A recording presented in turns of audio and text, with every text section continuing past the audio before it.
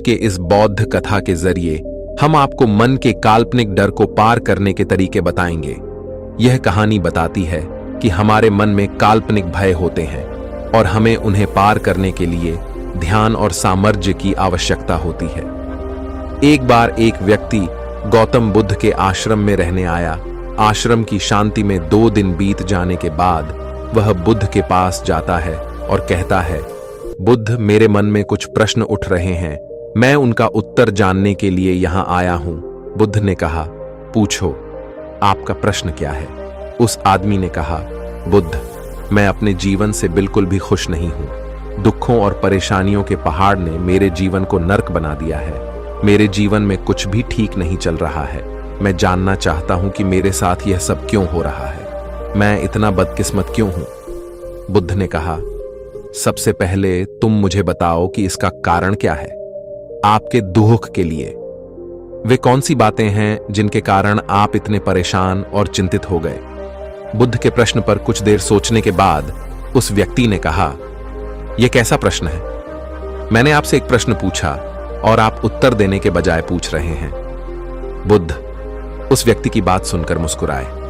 यदि तुम अपने दुख का कारण नहीं जानते हो तो तुम मुझसे यह उम्मीद कैसे कर सकते हो कि मैं तुम्हारे दुख का कारण जान पाऊंगा? व्यक्ति ने कहा, बुद्ध, लेकिन लोग कहते हैं कि आप भगवान हैं, आप सब कुछ जानते हैं, आप लोगों के मन को पढ़ते हैं, तब आपको मेरे दुख का कारण पता चल जाएगा। बुद्ध हल्के से मुस्कुराए और गंभीर स्वर में बोले, तुम यह सोचकर गलती कर रहे हो कि कोई आएगा और तुम्हें तुम्हारी सभी समस्याओं से बाहर निकाल देगा, लेकिन ऐसा कभी नहीं होगा।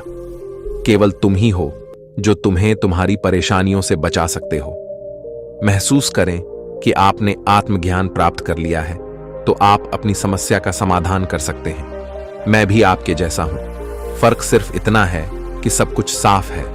जिस दिन आपके जीवन की सभी समस्याएं दूर हो जाएंगी, उसी दिन से आपकी भी समस्या के लिए बुद्ध के पास जाने की जरूरत नहीं पड़ेगी। बुद्ध ने उस व्यक्ति से पूछा, क्या तुमने कभी किसी फूल को ध्यान से देखा है?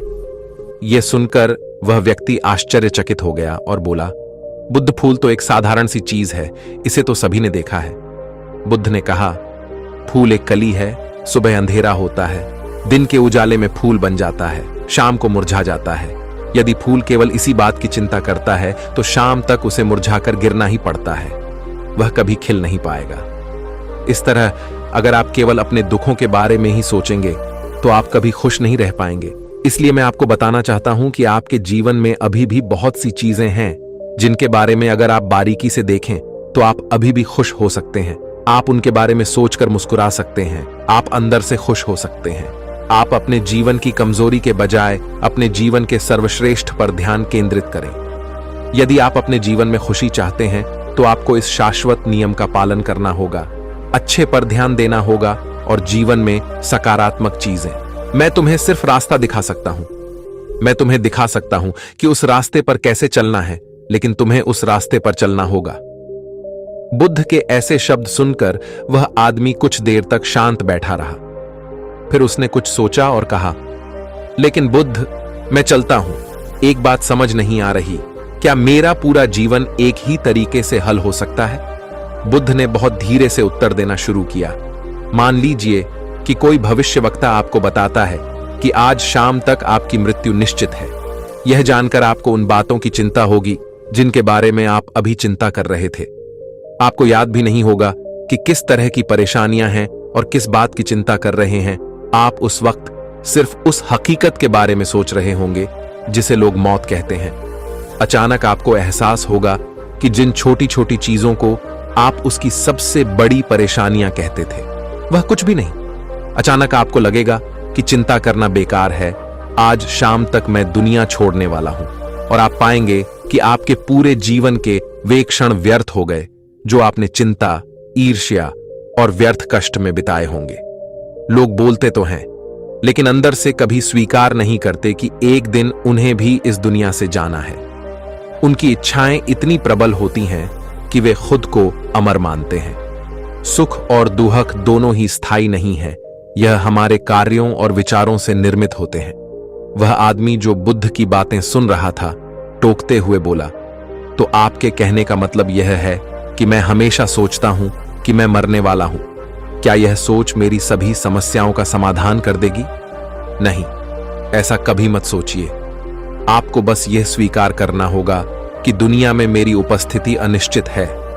मैं जब तक यहां हूं, एक खुशहाल जीवन जीऊंगा। आपके जीवन में जो भी अच्छी चीजें हो रही हैं, उनके साथ जिएं। वह तुम्हें आंतरिक खुशी और शांति देगी। अपना दिमाग ठीक करो और धीरे धीरे तुम्हारे जीवन की सभी समस्याएं समाप्त हो जाएंगी। व्यक्ति के जीवन के अधिकतर दुख उसकी इच्छा से ही उत्पन्न होते हैं, इसलिए आप अपने मन पर नियंत्रण रखें। यदि आप अपने मन का इलाज एक बच्चे के मन की तरह कर सकते हैं, तो आपको आंतरिक शांति महसूस होगी। उस व्यक्ति ने कहा कि आपने मन को नियंत्रित करने की बात कही। आप चंचल मन को कैसे नियंत्रित कर सकते हैं? बुद्ध ने कहा कि सबसे पहले तुम्हें सुख और दुख के बीच अंतर समझना होगा। आपको सबसे पहले यह जानना होगा कि आपके लिए खुशी और दुख का क्या मतलब है।